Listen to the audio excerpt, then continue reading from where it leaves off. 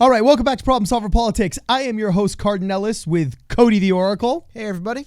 And today, Andrew Yang hath qualified for yet another qualifying poll. He's got his second qualifying poll, better said. Cody, tell us what's going on with Quinnipiac.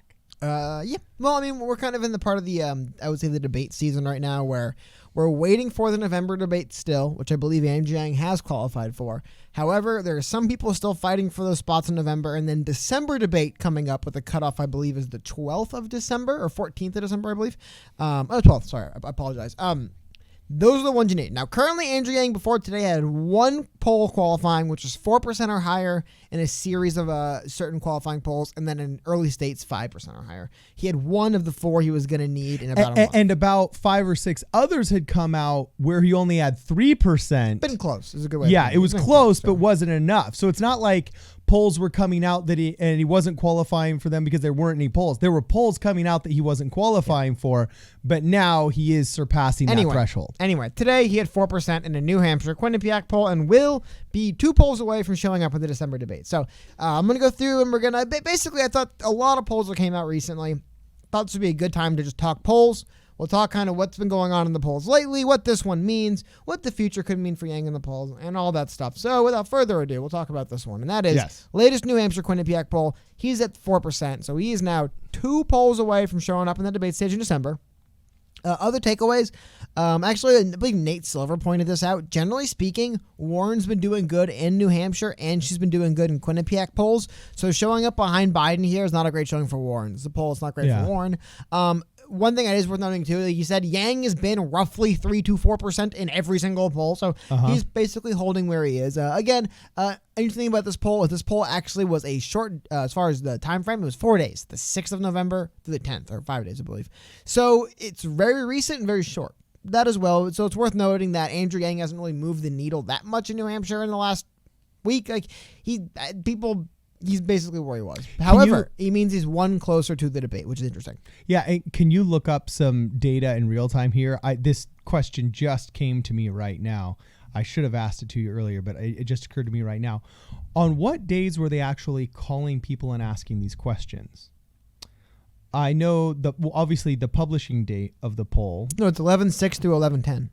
Okay, 11/6 to 11/10. Yeah. So they first started asking on 11/6. Okay. 11/6, that was actually technically it was last Tuesday. That was 2 days before. When did his first Iowa video of the new series start dropping? Well, no, but that would be Iowa, not New Hampshire. Yeah, but it generated a lot of kind of just mainstream pub, right? Not really. Because I'm just trying to think. You have no idea. What in national news would have made it so that the needle would have been moved by Andrew Yang? He was in New Hampshire during that time. Okay. And again, it's not like he gets a 0. I mean, like he basically is a 3 or 4% in every poll in New Hampshire. This was just the latest. And this was a New Hampshire specific poll, and he was there. Yeah. Remember, one of the big campaign advisors for Andrew Yang, a lot of people know this in the Yang gang, but still, I always like bringing it up. Is the former mayor of Portsmouth, New Hampshire? Yeah, total Yang ganger now. No, he works with the campaign. Steve Marchand, I believe, right? God, I know I'm mixing names. I hope I'm not. Anyway, I'm trying to give the guy props. I'm going to mix it. I'll fact check myself on that one. But still, New Hampshire's a state Yang does well in. So when a state Yang does well in, he finds himself qualifying or getting closer to qualifying for December. I want to make sure he still is 2 away. We're going to show that thing. One last thing before we get in taking a look at the deeper look of everyone qualifying for this upcoming December debate and where they are. I want to go through the actual poll itself, and I want to highlight one thing. Now, before you highlight your one thing, can I interject one comment? What is it? Can our lovely audience actually see this on the screen? The data right there? Is it on screen right now? Yeah, I'm trying to. Does that or does that not look like it was printed on a dot matrix printer? Like, you'd think for $1 million poll, you know what I'm saying? There we see some pretty sick data, but it looks like it literally was spit out by an Apple IIc+. Hold on. Is Quinnipiac publicly funded? Oh, I don't know. Because if they are, this is what publicly funded. This is what it looks like when the government does things. Just kidding. Anyways, my libertarian rant. But what I actually want to highlight here, and not just look at this stuff, is the idea that Andrew Yang, if you take a closer look at this second graph down here, Andrew Yang actually is in double figures, voters 18 to 34 overall. overall. Not double figures of his support base, double figures of the entire people polled in that age group he's polling at. So he's one of 4 candidates. One of 3 candidates. Oh, no, I was right. God, me and numbers, man. One of the 4 candidates hitting double figures in the number. However, he has a interesting problem where he actually has a really funny problem where it's like middle-aged people really don't like him and old people really don't like him.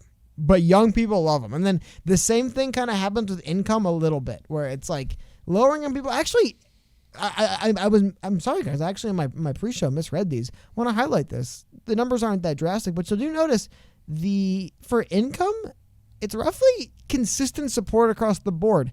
There's some candidates that do have roughly consistent support, others that don't. I think it's fascinating to point out that Andrew Yang. I wonder why Pete Buttigieg supporters tend to like him more when they're rich. I don't know why. I'm reading this right. Yeah, Pete Buttigieg. People like Pete Buttigieg more when they're worth over 100, when they make over $100,000. You know what's so funny? You know what's funny? With Andrew Yang, the needle barely moves. I'll tell you exactly why. Because this week, a bunch of media outlets tried to pitch Pete Buttigieg as the next Obama. The next, wonderfully urbane and articulate.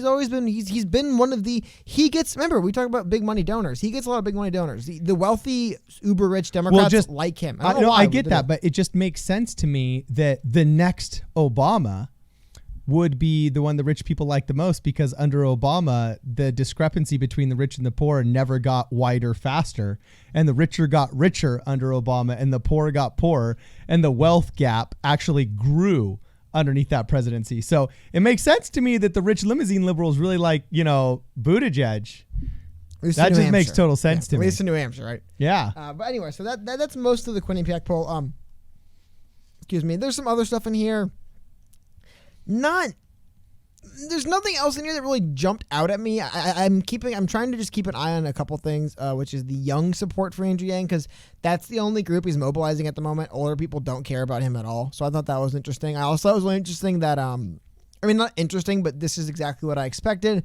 There is a noticeable difference in Yang's support from this poll between suburban and rural, because we've noticed if you're online and you're on Twitter and you're on the internets and you're on the YouTubes, you probably have a better chance of hearing about Yang and what he's about than if you're not. Now he's trying to work against that with TV stuff, but still, yeah, I thought that was fascinating, because you go through and look at other candidates. For the most part, when you get the suburban rural splits in this poll, the splits are non-existent. 6-7, 1-1, 4-3, 16-16, 14-4. Like, it doesn't make a difference. But for Yang, you do notice a pretty drastic difference of 7-3. I mean, it's over double the support in urban. That was interesting. So I'm curious to see how these numbers change after this big media blitz, because he really has shifted from he really has shifted from king of the internet, online only, to now being a little bit more of a traditional campaign, getting into the more traditional media outlets. And this week, we've mentioned it in multiple podcasts. I mean, he's dropping $1 million. Yeah. 1/10 of his campaign coffers are just getting dumped into Iowa ads, which has kind of become a news story in and of itself. But do you know what also these numbers are showing us? One thing also, before we totally move on, it's worth noting, do you know who's that person now that's ahead of Yang and in between Yang and the front runners that used to be Kamala Harris? No, who? Tulsi Gabbard. Tulsi Gabbard actually got a 6% in this poll. Whoa! I forgot about that. Tulsi Gabbard basically is becoming the Kamala Harris to Yang now, where it's like, now Tulsi's the she's been a congressperson or whatever. Now she's like that barrier keeper. Like, nah, you're not a real politician, Yang. And I think it is funny because Tulsi Tulsi was struggling for so long, and she went head to head with Harris in Harris Loft, right? Like she beat Harris head to head, and now she's she kind of beat Clinton. Like all of that Clinton publicity, has to do with Tulsi getting huge. Yeah, it's like I always joke: if you want to win the Midwest, just go there and say California sucks. If you want to win the general election, just say Hillary Clinton sucks. Almost everyone will agree with you. There'll be very few people that'll be like, no, Hillary Clinton's awesome. Jeffrey Epstein didn't kill himself, and Hillary sucks. Those are the two things that people are running gotta on. reshoot this video now. Yeah. Well, seriously, like on the right, there's that one guy who's running on his nickname. He's a libertarian, actually. He's a libertarian. Anyway, he's running on his nickname. That's funny. I'm not going to get lost in this stuff. That's what's going on. What I want to take you guys through now, just take a little bit of a recap through the qualifying polls from this December qualifying period. Just walk through, kind of highlight who has qualified, who hasn't, some weird poll figures, and we'll talk more about it. So here it is. This is a very nice chart put together by Zach Montalero and Steven Shepard over at Politico. And it's a pretty helpful guide. You can kind of see visually where everyone is and where everything is. Yeah. So starting on the far left, we have Pete. Oh, sorry. Actually, I moved it over too far. So starting at the very beginning, we have Joe Biden. Joe Biden obviously is qualified for the debate. You can tell the way this graph is set up. The white squares are polls where you did not hit a qualifying number. Yeah. And then if they do qualify, they have this little orange thing. If you see the purple, that refers to, there's a little clause for the qualifications. If in a early state poll, like this New Hampshire poll, you get more than 5, you only need 2 of those. So that's what the other color is. Oh, cool. So again, Biden, anyone's too confused, Biden is going to be at the debate. He'll be there. Cory Booker, not even close, is interesting. Cory Booker has only got 3% in the 13 qualifying polls. Rosario needs to get out there. Exactly. She needs to get out there and be a surrogate for the campaign. Maybe she want to. Steve Bullock. You know when sitcoms get preachy? She needs to just like slip in a couple of lines in one of her movies. Hold on. I want to share something else though. Buttigieg, I think there's a lot of people kind of think of Buttigieg as being like 8-9% kind of guy. Yeah. It's worth noting in recent terms, Pete Buttigieg looks like he's a double figure 15% candidate. You'll notice these polls he's qualifying with 13% from Suffolk, 18% again from New York Times. I apologize. Wow. 19 from Quinnipiac, and then 15 from Quinnipiac. So he doesn't always poll that high, but in the states he's doing well in, he's doing very well in. And you'll notice if I had to pick 2 states to do well in, New Hampshire and Iowa might be the 2 states to pick to do well. And that's where Pete Buttigieg is doing very well. So don't sleep on Pete. Next we have Castro, functionally campaign's over. John Delaney, my man, he's rich. Who cares? He's jacked. He's buff. He's rich. He's jacked. Yeah, he'll be okay. And he speaks reason at the DNC. Yeah, well, we'll see if they allow it. Anyways, Tulsi, as we mentioned, Tulsi is now only 1 poll away from being there in December as well for the 6th debate. So congratulations, Tulsi. And by the way, big time props to Tulsi, because most people, when they don't hit a qualifying poll, they just drop out, and she actually didn't hit a poll, kept fighting, and then now has surpassed people that are qualifying on the poll. She's won in the war, right? That's fighting, man. She's got that fighting spirit. Well, speaking of Tulsi, her number 1 competitor, Harris, has treaded enough water to make it to the debate. Yeah. Harris has treaded enough water where she's hit the qualifiers barely, but 6, 5, and 5. More than 4%. She's not meeting it. She's exceeding that line. But again, it's not a very hot campaign. You'll also see a lot of those came out early on in this cycle. And then as the month of October is worn on, you can kind of see on the left-hand side here, support is really waned for Kamala to the point of where she's almost on her way out. She's still hanging in there. And then, so that's Kamala. Amy Klobuchar, by the way, all you guys probably don't know this, already qualified for the debate. Andrew Yang just got a 2nd poll. Amy's already going to be there. Amy Klobuchar also got a really big bump. It was almost like one of those moments where like you manufacture a moment. This 5th debate or the 4th debate's got to be a big moment for Amy Klobuchar. Amy Klobuchar's got to have her moment. Well, it bumped her in the polls. She's going to be here. Wayne Messam isn't even showing up on these polls. Big F for Wayne Messam. Beto dropped. Ryan dropped. Bernie Sanders, you will see also. He's got the same number of qualifying polls as Klobuchar. Well, exactly 4. I think they stopped highlighting because you'll notice he has multiple and double digits. It just doesn't. They're redundant polls. Like you can only have 1 from each organization. So I'm just moving this graph a little bit, guys, so you guys can see all the way to the end where Andrew Yang is. So again, we're going through Bernie Sanders, who's also Bernie Sanders worth noting. He opened up this polling cycle with a 9% in Iowa. That is like. But I do believe that was right coming off of the weird thing. This isn't coming off the heart scare. It's coming off of the news that they lied about the severity of it. So I'm assuming that's why. And then once he came back and it looked like Bernie actually was pretty healthy, you'll notice he stabilized. The key term. Joe. No pun intended on stabilized. Numbers. Joe Sestak, is that his name? Yeah. Okay, cool. Joe, shout outs to him. He's still in the race. I didn't know that. Tom Steyer, by the way, also has 2 qualifying polls, same as Yang. Ouch.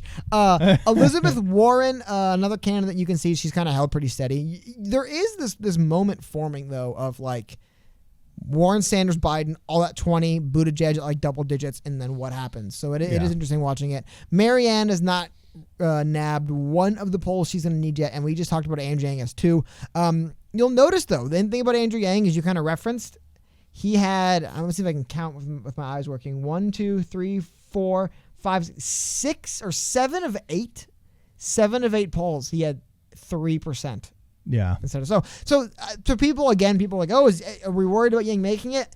All he has to do is not perform worse and perform a tiny bit better and have one anomaly poll over the next month and he'll make it. I mean, he's basically knocking on the door every poll. So that's just a brief rundown. The other thing I wanted to highlight was if you take a look at polls that are not qualifying polls, it was actually a considerably worse polling month, the month of October for Andrew Yang. So I think it's also worth noting a lot of those really bad polls he was getting. He did have this these two 1% that did count as qualifying polls from both Suffolk and CNN. However, it appears that 1% in New Hampshire early on or in the middle part of October, now early November is kind of an aberration. He's at 4%. So that's the move. I mean, just kind of walking through this with you guys. I know a lot of polls that came out. I wanted to keep you guys updated. Who's going to be at this next, in the 6th debate? There's actually a November debate. This is the December debate we're talking about. And again, just kind of go through and highlight some stuff here. Any interesting numbers and stuff that jump out. The big thing with Yang, takeaway, he is so close. He's right there. It's just a matter of time, I think, till just enough of those weird ones come out where he polls 1% higher than normal.